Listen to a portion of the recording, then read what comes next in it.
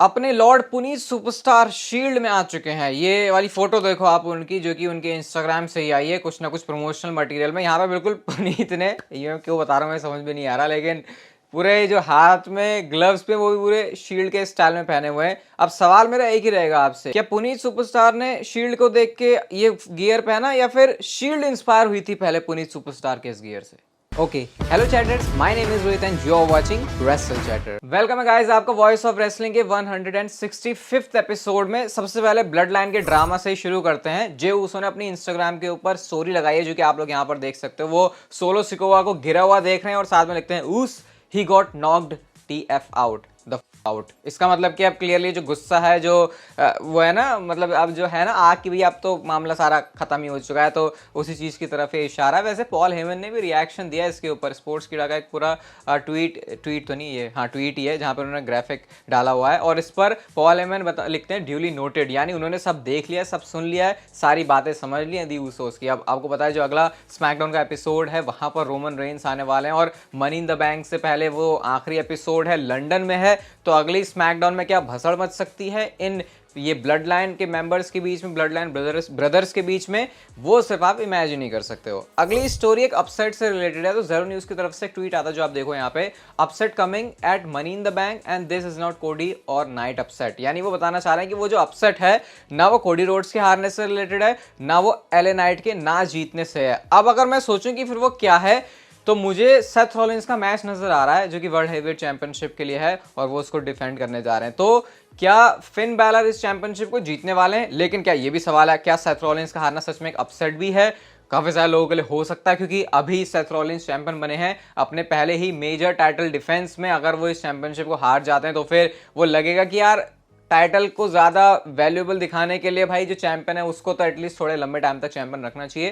देखते हैं फिर क्या वो अपसेट होता है। आपका कुछ दिमाग दौड़ रहा है इसके बारे में तो आप लोग मुझे कमेंट सेक्शन में जरूर बता सकते हो। हम चलते हैं अपनी अगली स्टोरी की तरफ। और रोमन रेंस ने एक ऐसा कीर्तिमान, एक ऐसा रिकॉर्ड बना लिया है जो कि अप्रिशिएट करने वाला तो वैसे है नहीं। द रेसलिंग ब्लॉग का आप लोग ट्वीट देखो, जहां पर वो बताते हैं कि रोमन रेंस को जुलाई 2 में जब वो पहुंच जाएंगे तो वो ऑफिशियली 3 महीने उनको पूरे हो जाएंगे जब उन्होंने अपनी जो चैंपियनशिप है उसको डिफेंड नहीं किया। यहाँ पर हाउस शो की बात नहीं हो रही, वैसे भी रोमन रेंस करते नहीं है, लेकिन वो रे मिस्टीरियो के अगेंस्ट में कैसे भी करके आ गया था, क्योंकि उस टाइम पर AEW में कोलिजन में CM पंक का जो रिटर्न है वो होने वाला था। तो ये 3 महीने हो जाएंगे उनको कि उन्होंने अपनी चैंपियनशिप को डिफेंड नहीं किया। अब देखो, बुरा तो है ये, इस बात को आपको एडमिट करना पड़ेगा, चाहे रोमन रेंस का रेन कितना ही अच्छा चल रहा हो, कि भाई उस चैंपियनशिप की वजह से ही रोमन रेंस है, उसी चैंपियनशिप की वजह से वो जो कैरेक्टर रोमन रेंस के इस पूरे रेन में ऐड हो रहा है और उसी टाइटल को डिफेंड नहीं किया जा रहा। बट अगर आप दूसरी साइड पर देखोगे तो ये भी है कि क्या ऐसा था कि रोमन रेंस की वजह से टेलीविजन पर चीजें बोरिंग होने की, सिर्फ उन्होंने टाइटल डिफेंड नहीं की, तो ये भी एक पॉइंट है। हाँ, वो पॉइंट मुझे, वो टाइम मुझे बड़ा बकवास लगा था जब रेसलमेनिया के बाद रोमन रेंस आए नहीं थे टीवी पे।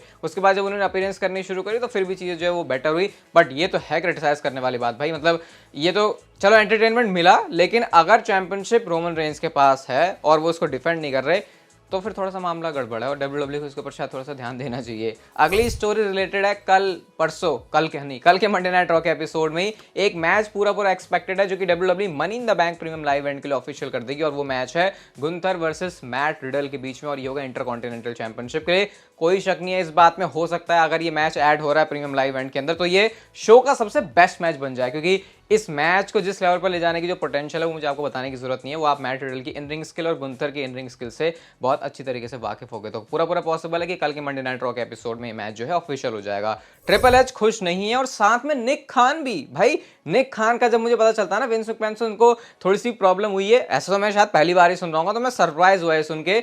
अब क्या हुआ देखो, ये जो भी स्मैकडाउन का एपिसोड था इसमें विंस मैकमैन ने काफी सारे चेंजेस किए थे, तो उसके बाद जो टैलेंट्स हैं वो उस चीज से खुश नहीं थे। खैर वो तो आम बात है, विंस मैकमैन का टैलेंट्स को, सुपरस्टार्स को नाखुश करना उसमें कोई बड़ी बात नहीं है, लेकिन ट्रिपल एच और निक खान ने भी जो आउटकम है स्मैकडाउन का उसको अप्रिशिएट नहीं किया था और अब इसको लेकर इनके बीच में एक मीटिंग होने वाली है। अब इस मीटिंग के अंदर क्या होगा, क्या विंस मैकमैन को निकाल देंगे? मजाक कर रहा हूँ, ये चीज तो वैसे भी नहीं होने वाली बिल्कुल भी। तो क्या बात होगी यहाँ पे, वो उसके बारे में जो अपडेट्स आएंगे तो मैं आपके साथ शेयर जरूर करूंगा। लेकिन मैं ये जान के थोड़ा सा सरप्राइज हूँ, वो होता नहीं है कि एक बंदा बिल्कुल चेला होता है किसी बंदे का, तो वैसा निक खान का सीन है विंस मैकमैन के रेफरेंस में जब मैं बात कर रहा हूँ। तो उन्होंने भी कुछ चीज को पसंद नहीं किया है, तो इस मीटिंग के बाद जो भी सारी डिटेल्स होंगे आपके साथ में शेयर जरूर करूंगा, बट मैं इंटरेस्टेड हूँ जानने के लिए कि निक खान भी, चलो ट्रिपल एच का तो समझ में आता है क्योंकि कई बार वोकली वो बताते नहीं, लेकिन अंदर ही अंदर उनके बीच में उनके अंदर क्या खिचड़ी पकड़ी वो चीज़ समझ में आ जाती है। डब्ल्यूडब्ल्यू ने पिट्सबर्ग 2 सितंबर को जो शो होने वाला है, प्रीमियम लाइव इवेंट होने वाला है, उसका जो ऑफिशियल पोस्टर है वो निकाल दिया, आप यहाँ पे देख सकते हो। सेथ रॉलिंस को बिल्कुल सामने रखा हुआ है, Cody Rhodes, Asuka, Austin Theory, Becky Lynch, Rhea Ripley, Bianca Belair, Kevin Owens, Sami Zayn, ये सारे सुपरस्टार यहाँ पे दिख रहे हैं। रोमन रेंस यहाँ पे फीचर नहीं है। अभी पे बैक वैसे भी देखा जाए तो वो प्रीमियम लाइव इवेंट है जिसकी वैल्यू उतनी तो नहीं थी, लेकिन लास्ट टाइम जब ये हुआ था तो वहां पर कुछ काफ़ी कमाल हुआ था। रोमन रेंस ने अपनी चैंपियनशिप को जो है वहां पे जीता था। तो मैंने इसके बारे में एक बताया था आपको कि क्या स्पेकुलेशन चल रही है फील्ड के साथ मैच को लेकर। अगर आपने पिछले कुछ वीडियो देखी होंगी तो आपको पता होगा। देखते हैं रोमन रेंस का स्टेटस इसके लिए क्या रहता है, लेकिन अभी रोमन रेंस नहीं है तो इसका मतलब ये नहीं कि वो शो पर नहीं होंगे। आपको पता है डब्ल्यूडब्ल्यू बाद में एडवर्टाइज कर देती है रोमन रेंस को प्रेशर के चलते, या फिर अगर टिकट्स वगैरह डब्ल्यूडब्ल्यू की नहीं बिकती हैं तो। मैट रिडल ने एक ऐसा ट्वीट किया जो कि ट्वीट बॉम्ब, मैं इसको ज्यादा कहूंगा। ये पिक्चर देखो आप, जो कि उन्होंने पोस्ट किया अपने ट्विटर अकाउंट पर। यहाँ पे लिखते हैं #नेवर फॉरगेट। अब आपको पता है ये बड़ा इंटरेस्टिंग टाइम है गोल्डबर्ग के बारे में बात करने के लिए, क्योंकि इस समय गोल्डबर्ग को लेकर ये बातें चल रही है कि ये बंदा शायद अब रिटायर होने वाला है। और जब ये रिटायर होने वाली चीजें सामने आ रही है उस टाइम पर मैट रिडल ने गोल्डबर्ग के साथ इस पोस्ट को किया है, तो कुछ तो इसका सेंस है। अगर आपको नहीं पता तो मैं आपको बता देता हूं, ये शायद मैं 3 साल पहले बातें बहुत ज्यादा बोलता था कि मैट रिडल ने अब चैलेंज कर दिया ब्रॉक लेसनर को, अब कर दिया गोल्डबर्ग को। वो चाहते हैं कि वो इनको रिटायर करें, ऐसी बातें मैट रिडल के बारे में बोला करते थे, लेकिन मेन रोस्टर में आने के बाद वो बातें काफी कम हो गई मैट रिडल की। तो अभी दिख रहा है यहाँ पे गोल्डबर्ग अपने रिटायरमेंट मैच की तरफ है, और वैसे भी अब तो बंदा रिटायर ही होने जा रहा है। तो ऐसा भी है कि मैट रिडल को कुछ गलत काम करने जाना है यहाँ पे कि वो रिटायर कर देंगे गोल्डबर्ग को।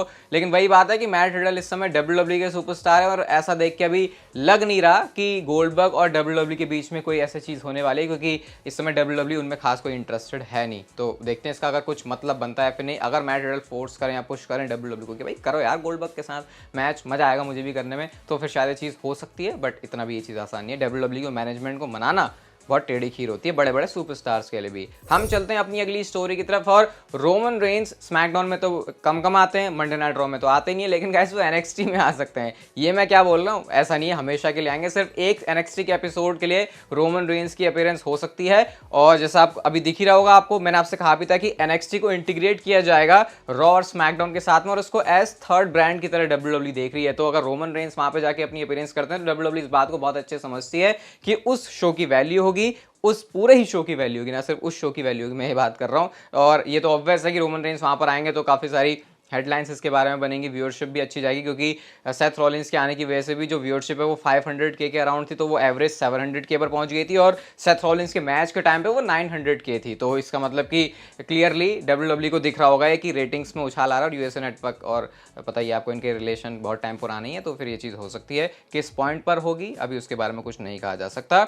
अगली स्टोरी रिलेटेड है इसी चीज से, जो कि आपको थोड़ा सा और क्लियर आइडिया देगी इसके बारे में। सर्वाइवर सीरीज का ब्रांड वर्सेस ब्रांड। इस बार एनएक्सटी की भी जो इन्वॉल्वमेंट है उसको डब्ल्यूडब्ल्यू काफी हैवीली करने का सोच रही है। आपको याद ही होगा पहले भी एनएक्सटी की इन्वॉल्वमेंट जो हो चुकी है, जब ब्रांड वर्सेस ब्रांड, 3 ब्रांड्स की सुप्रीमेसी के लिए चीज हुई थी। अभी आप लोग ये ग्राफिक भी देखो, किसी ने तो बनाया, बड़ा मस्त सा है, सेथ रॉलिंस, कार्मेलो हेस और रोमन रेंस का। तो 3 brand series at Survivor Series वाला जो प्लान है इस समय डब्ल्यूडब्ल्यू उसको कंसिडर कर रही है। और अच्छी बात भी है क्योंकि इससे जो एक्सपोजर है एनएक्सटी के सुपरस्टार्स को वो भी काफी मिलता है, और जो नए फैंस है वो इंट्रोड्यूस होते हैं उनसे। मुझे याद है एक बार क्या पोपट किया था डब्ल्यूडब्ल्यू ने, उन्होंने ऐसे ब्रांड टू ब्रांड करके तो कर दिया कि एनएक्सटी भी है, लेकिन जो एक मस्त मैच था, शायद एडम कोल, ब्रॉक लेसनर और शायद कोई और था, इनके बीच एक मैच हो सकता था, लेकिन डब्ल्यूडब्ल्यू ने उसमें अप्लाई ही नहीं किया कि raw versus SmackDown versus NXT. उनका अलग ही चल रहा है, अपनी फ्यूड चल रही है। अब मुझे याद नहीं आ रहा, किसी को याद है तो बताना कमेंट में। इस बार डब्ल्यूडब्ल्यू आई होप ऐसा ना करे, क्योंकि अगर एक थीम के साथ चले तो फिर थीम पे स्टिक रहना चाहिए, वरना ऐसा लगता है कि भाई ये तो कुछ भी करने के लिए उन्होंने कर दिया और बाकी जैसा अपना उल्लू सीधा करना वो वैसी बात हो गई।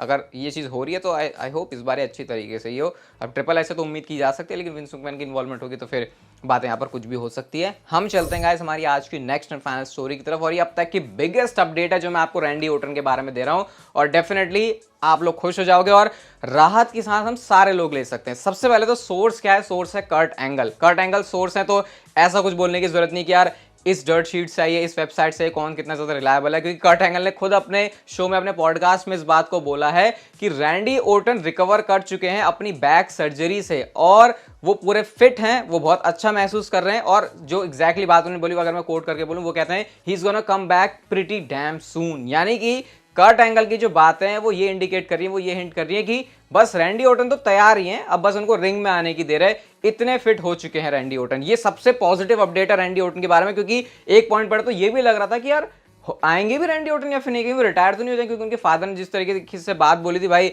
उसके बाद तो हमारा ऐसा दिल ही ऐसे बिल्कुल हो गए थे, क्या सुन रहे हैं हम रैंडी ऑर्टन के बारे में। अभी तो हमें नहीं लगा था कि वो रिटायर होंगे, वो खुद कह रहे थे कि वो 50 साल में जाके रिटायर होंगे, अभी तो उस कोने में काफी साल हैं। तो अच्छी बात है, रैंडी ऑर्टन बिल्कुल फिट फाइनल तैयार हैं WWE प्रोडक्ट के लिए, और हो सकता है किसी पॉइंट पर WWE उनको लेके आ जाए।